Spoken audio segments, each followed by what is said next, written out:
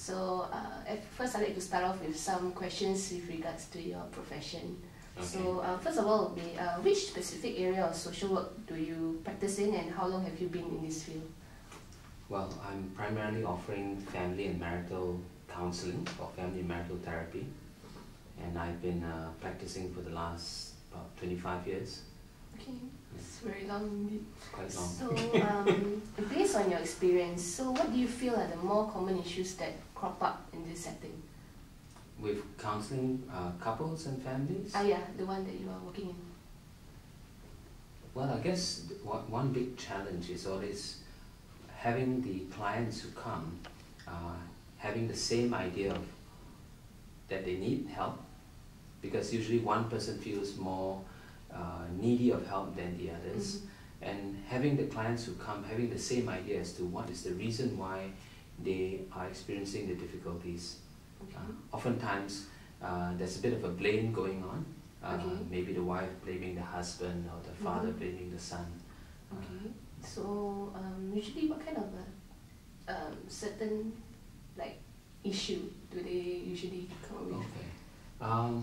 Well, because couple and family work tends to be quite broad, we cover anything from marital choice, deciding if I should marry, should I marry this person, to having difficulties with the relationship. Sometimes it revolves around money, communications, intimacy. Sometimes it revolves around conflicts over specific issues. And in that sense, sometimes it may go into something more extreme like violence in the marriage, violence in the home.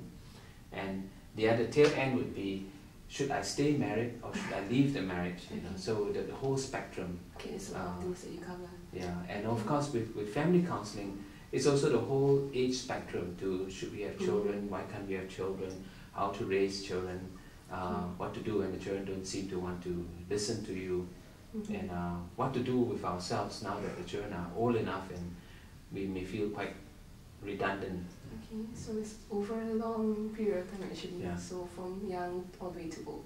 Right. Okay. So in that sense, it's good to keep a developmental perspective on your work. So what's covered in the individual, in the family life cycle development, that serves as a very useful backdrop. So can I say that that's the main skill that you usually use, or is there any other skills that you usually incorporate? It's the main. It's one of the theoretical models that we remember, you know, to make use of. But in terms of the skills, the counseling skills, it'll be quite a different set. Okay. Then you're thinking of how to engage clients, how to bring about changes. Yeah, that will be my next question. So how do you go about engaging these clients? Well, I think we need to keep in mind that counseling is usually the option of last resort by clients. They are usually feeling very embarrassed. They experience a lot of maybe shame about coming for help. Maybe even feeling awkward about talking about something so personal to a stranger.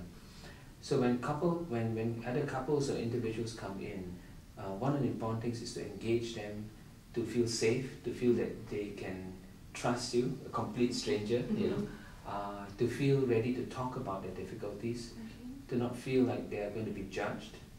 So that's really one of the big challenges, how to engage them. Okay. Alright. So so in your opinion, how I'm assuming that from what you said, you feel that will you say that the beginning stage is the most important part for the whole relationship, since you talk about trust? Well, I guess since this interview is about the beginning stage, it is an important. It is one of the most important. I think every stage in the interview, in the session is important. But if you can't even clear the beginning, then you have a big challenge. You know, it's too hypothetical then to talk about what is the problem, how to do the treatment process. Okay. Alright, thank you. Okay, so again, from your experience, what do you feel are the more common mistakes that social workers usually make during the beginning stage?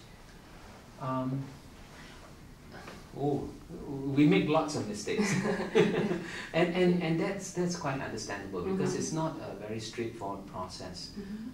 One of the mistakes, as I said, or I alluded to, is the fact that you assume that the clients, especially when you're seeing a number, all have the same idea as to, is there a problem? If there is, what is the problem? Whose problem is it? How do we fix it? Just these 4 areas. If we don't check out our assumptions and whether there's consensus amongst those who have come, that can be a big error. Yeah. And then I think the other error is, sometimes not knowing if the clients are ready to work or not. Because sometimes they may talk about a difficulty, but it's one thing to say, I'm uncomfortable with a problem.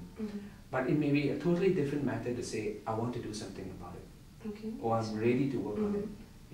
I'm ready to make the adjustments, the difficult decisions that may be necessary. Yeah. So we assume that, and to our downfall. Okay. Okay. Lastly, just last question. Do you have any invaluable advices for the future social workers, especially those who are intending to work in your setting? I guess the good part of our work, especially in this setting, is the fact that you're dealing with a topic that we all can identify with. We all come from families, we all experience family relationships, whether good or bad ones, positive or negative ones. So if we keep our eyes open, we can actually learn a lot that we can bring into our work, and vice versa. But I guess on the note about advice, this is a field that you keep on learning, and there'll be new things that will be discovered, new ideas, new formulations that will be coming forward. And I guess because we are in Asia and we tend to be at the receiving end of ideas coming from the West, it's good to learn, it's good to question what you read, what you are taught, to see how applicable it is. Because we are now more aware of our identity as Asians, as people with perhaps different sets of ideas, different perspectives.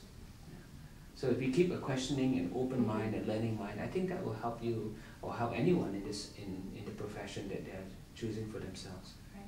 Thank you very much, sir. We really appreciate your time. So yeah, this will really help us.